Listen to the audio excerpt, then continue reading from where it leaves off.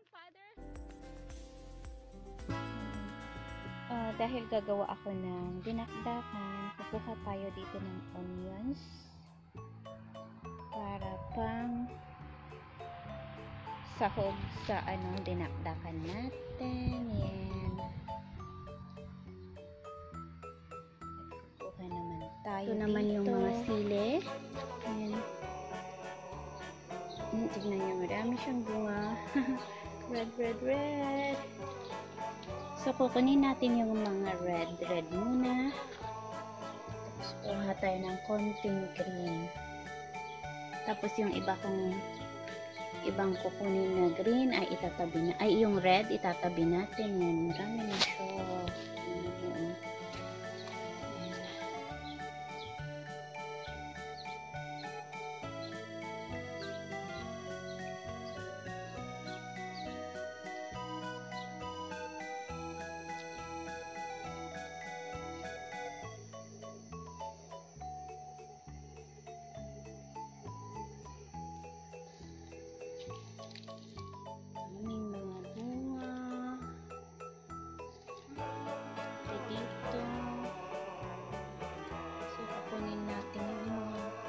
Red muna.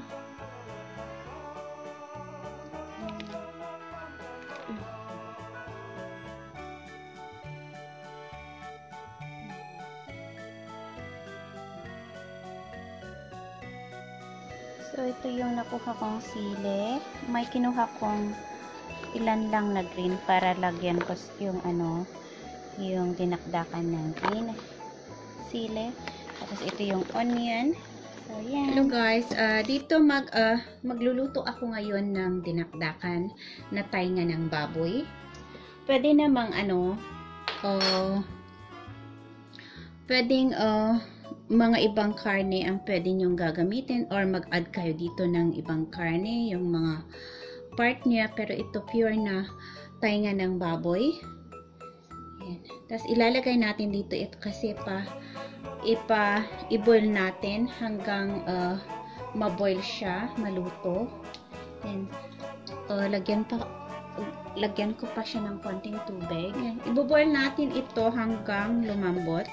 Tapos, itong asin. So, lagyan natin ng asin para may lasa siya.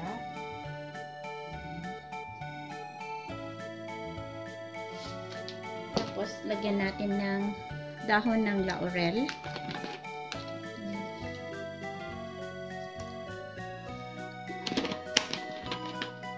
Tapos, black pepper.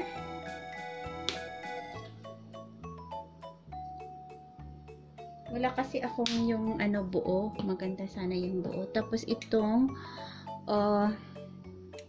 garlic. Para may lasa siya. Ilalagay ko din itong onions.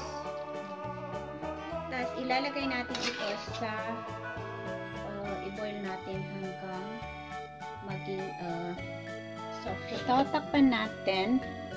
Dito. Ayan, naboboil na siya. So, wait natin hanggang lumambot. Lumambot. Tapos, gagawin naman natin yung mga ibang ingredients. Ikakat natin. Mga sili. Ginger. Hindi naman ito lahat. Konti lang ito. Tapos, itong onions. Ikat ko lahat. Tapos, itong onion leek. Tapos, itong mga yung mga ginagawa natin ay yung utak ng ng baboy or utak. Ang ginagawang dressing. Pero ito, or mayonnaise, dahil hindi ako gumagamit ng mayonnaise or wala ako ngayon, itong ranch ang gagamitin nating dressing.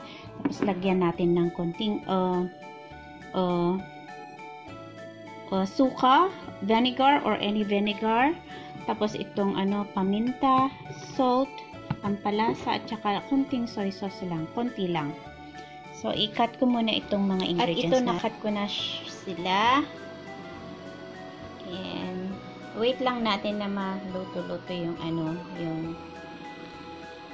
tainga ng baboy. Ito luto na siya at yan, nabawas-bawasan na yung tubig. Gusto ko yan para yung pumupunta siya sa loob na yung lasa na pumupunta siya sa loob ng ng baboy. Yan, at piprito natin ng para maging crispy siya.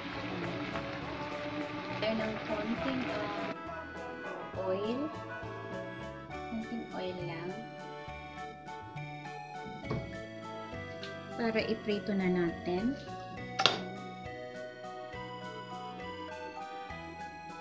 Para maging crispy lang siya. So, siguro dalawa lang muna.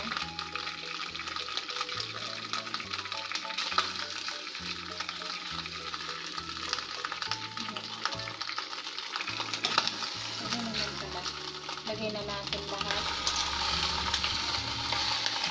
Wow! Excited ako. Very excited ako dito.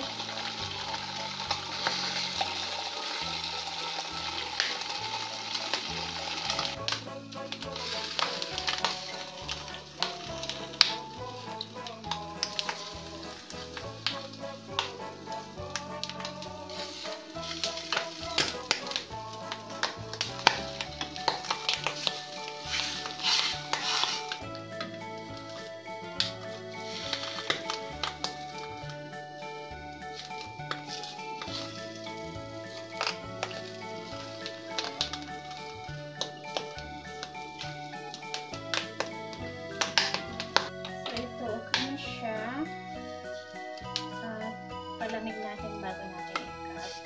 Wow, I'm so excited.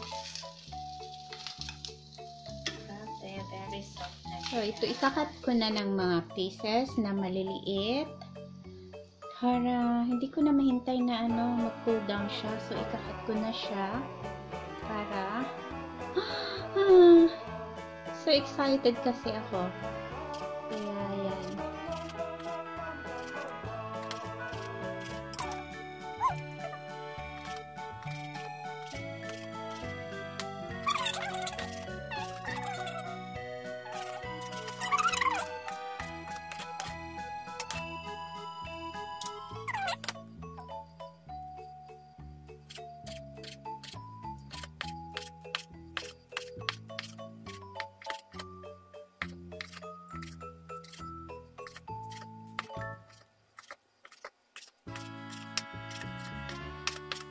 Ilagay natin na yung mga ingredients. Ayan. So, onion. Onion.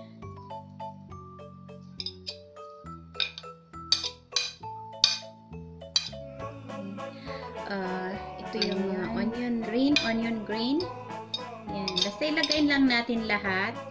At itong ginger.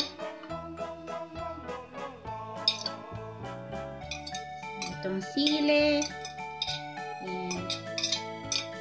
So, ilagay na natin lahat. Paminta. Paminta. Ayan, inihin natin yung paminta. Kunting asin. Kunti lang. Lagay natin yung kamay na lang para malaman kung ilan ang asin na nilagay.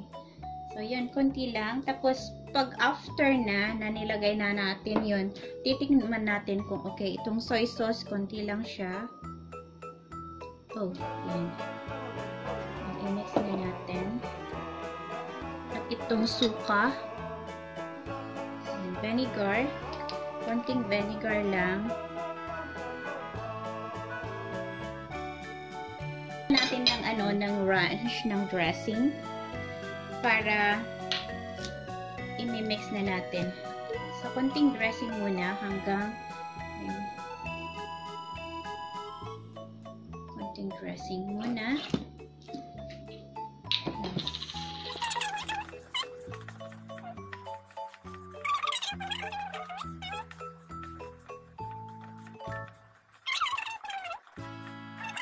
Maglalagay ako ng ng mga ganito para sa loob. Yun. Pareho din yung linagay ko kanina. Yan. Mix natin.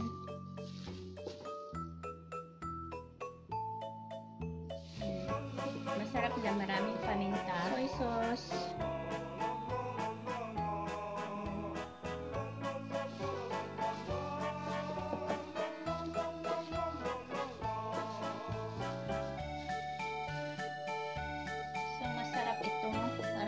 Siya. Soy sauce pang konti. So, okay na itong soy sauce natin. So, itong vinegar, maglalagay pa ako ng vinegar. Ayan.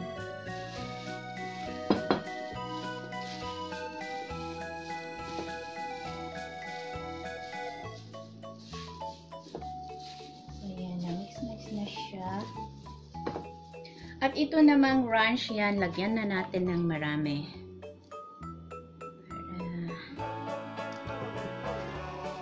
Yan, ang sarap nito.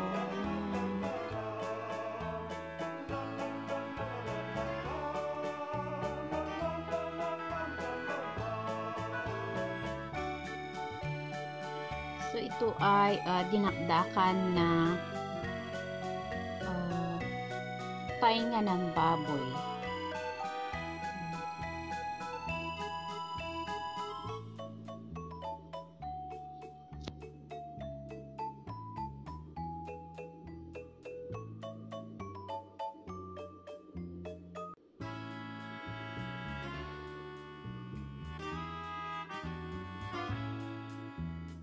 Thanks for watching, guys. Have a nice day. At kakain na ako.